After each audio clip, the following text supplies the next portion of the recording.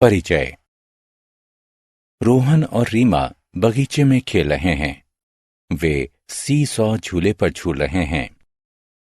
रीमा, मुझे झूला झूलना बहुत अच्छा लगता है। हाँ, यहाँ तक कि मुझे ऊपर चढ़ना और उतरना भी अच्छा लगता है। क्या तुम जानते हो कि हम एक मशीन पर बैठे हुए हैं? मशीन? वो कहाँ है? यह सीसॉ, ये स्वयं एक मशीन है। ये कितनी रोचक बात है ना रीमा। बच्चों, आओ इस अध्याय में सरल मशीनों के बारे में और जानते हैं। आओ सीखें। कार्य हो गया है इसका वर्णन करना, सरल मशीनों की व्याख्या करना, हमारे जीवन में सरल मशीनों के महत्व की चर्चा करना, विभिन्न सरल मशीनों की सूची बनाना। कार्य कब होता है? मैं दौड़ रहा हूं। मैं जब दौड़ता हूं तो ऊर्जा का प्रयोग करता हूं, इसीलिए ऊर्जा कार्य करने की क्षमता होती है। अब वजन उठाने का समय हो गया है। ये डंबल हैं। डंबल उठाना एक भारी काम है। हम ऊर्जा का उपयोग करके बल लगाते हैं। हमें भोजन से ऊर्जा प्राप्त होती है। इस ऊर्जा का प्रयोग करके हम किसी वस्तु को स्थानांतरित कर सकते हैं। बल का प्रयोग करके वस्तु का स्थानांतरण करना कार्य कहलाता है। सरल मशीनें। आओ अब सरल मशीनों को परिभाषित करते हैं। ऐसी मशीनें जिनमें कुछ या कोई भी भाग गतिमान नहीं होता, सरल मशीनें कहलाती हैं। साधारण मशीनों की खास बात यह है कि वो हमारी मांसपेशियों के विस्तार के रूप में प्रयुक्त होती हैं।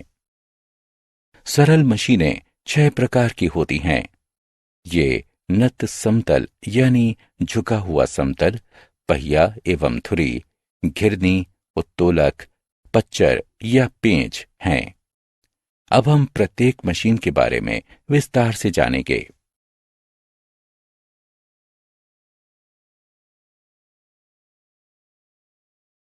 नत समतल यानी झुका हुआ समतल। नत समतल यानी झुका हुआ समतल एक ऐसी चपटी सतह होती है जिसका एक सिरा ऊंचा होता है तथा ये कार्य को आसान बनाता है, जिससे अधिक दूरी तय करने में कम मेहनत करनी पड़ती है। ये सबसे सरलतम मशीन होती है क्योंकि इससे कार्य करने में कुछ भी गतिमान नहीं होता है। ढाल यानी रैंप, ढलान यानी स्लाइड तथा सीढ़ियां नत समतल के उदाहरण हैं। पहिया एवं धुरी। क्या आप साइकिल चलाने का आनंद लेते हैं? इसमें आप एक सरल मशीन, पहिया एवं धुरी का प्रयोग करते हैं। इसमें एक पहिया जल्दी तथा आसानी से गति करने में सहायता करता है। साइकिल में पहिए, कार में स्टीयरिंग तथा दरवाजे की घुंडी आदि पहिया एवं धुरी के उदाहरण हैं।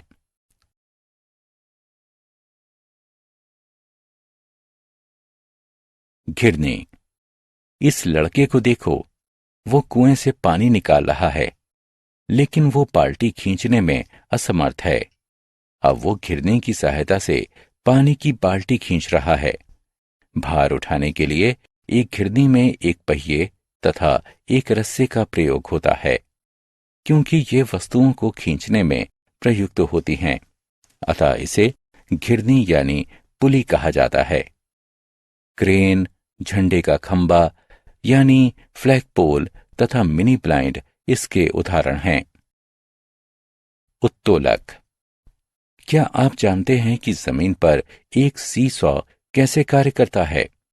वैसे आप अपने दोस्त को इतना ऊंचा नहीं उठा सकते हैं, लेकिन जब आप सी सॉ के दूसरे छोर पर होते हैं तो उसे आसानी से उठाया जा सकता है। जब आप और आपका दोस्त सी सॉ के दोनों छोरों पर बैठ रहे होते हैं तो ये केंद्र में स्थित एक नियत बिंदु होता है। ये नियत बिंदु आधार यानी आलंब कहलाता है। आप अपने दोस्त को उठाने के लिए जो बल लगाते हैं वो आयास कहलाता है। दूसरे छोर पर बैठा हुआ आपका दोस्त भार कहलाता है। एक उत्तोलक एक सीधी छड़ होती है जो कि एक निश्चित बिंदु पर चलती है। एक उत्तोलक आपको भार उठाने में सहायता करता है। सी सॉ, प्लास यानी प्लेयर तथा बोतल खोलने का यंत्र आदि उत्तोलक के उदाहरण हैं। उत्तोलक 3 प्रकार के होते हैं। आइए इनके बारे में चर्चा करते हैं। प्रथम श्रेणी उत्तोलक। क्या आप अपने हाथों से बड़े भारी पत्थर को उठा सकते हैं? जी नहीं, लेकिन आप एक छड़ी की सहायता से ऐसा कर सकते हैं, जो कि प्रथम श्रेणी उत्तोलक कहलाती है। प्रथम श्रेणी उत्तोलक में आधार यानी आलंब केंद्र में स्थित होता है। आलंब आभार तथा आयास के मध्य कहीं पर भी स्थित होता है।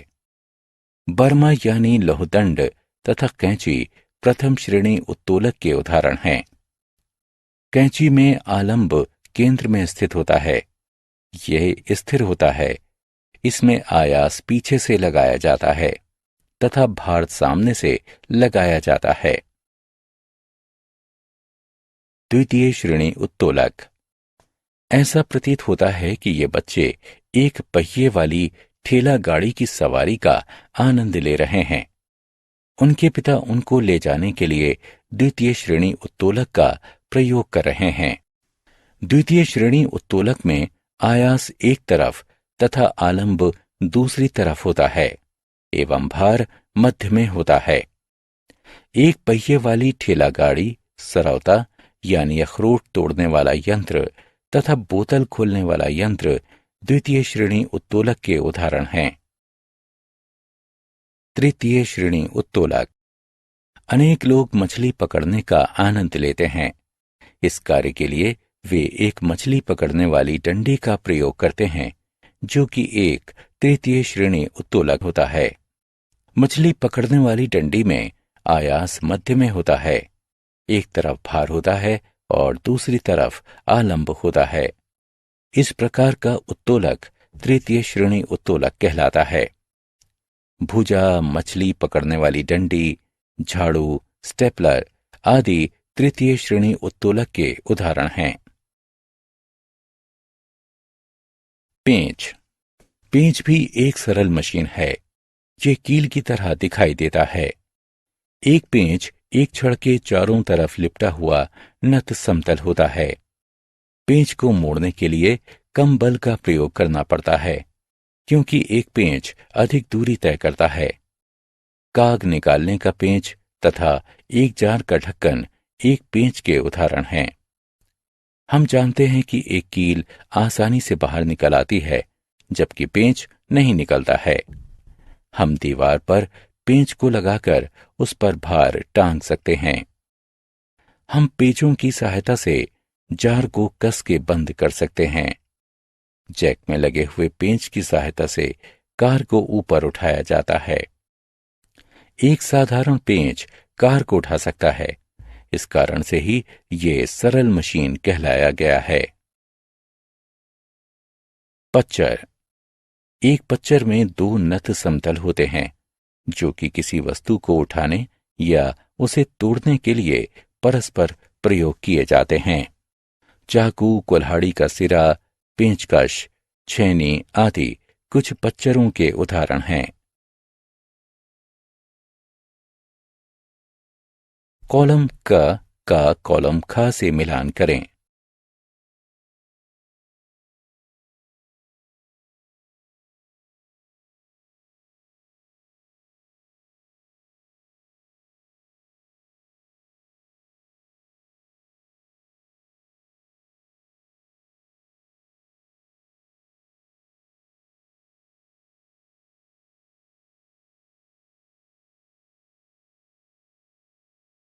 हमने क्या चर्चा की?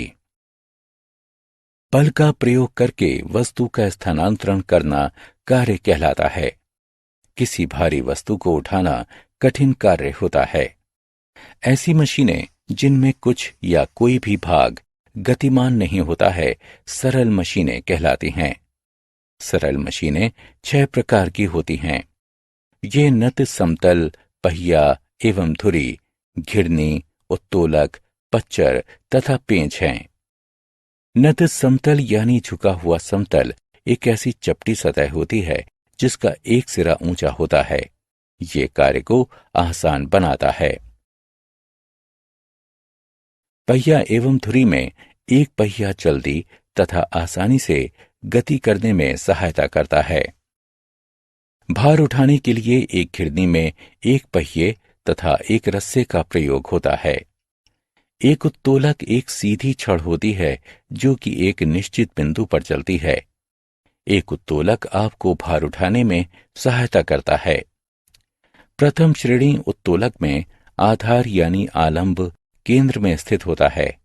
आलंब आभार तथा आयास के मध्य कहीं पर भी स्थित होता है। द्वितीय श्रेणी उत्तोलक में आयास एक तरफ तथा आलंब दूसरी तरफ होता है एवं भार मध्य में होता है। तृतीय श्रेणी उत्तोलक में आयास, भार तथा आलंब के मध्य में होता है। एक पेंच एक छड़ के चारों तरफ लिपटा हुआ नत समतल होता है। दो नत समतल परस्पर मिलकर एक तेज धार बनाते हैं जो कि पच्चर कहलाता है।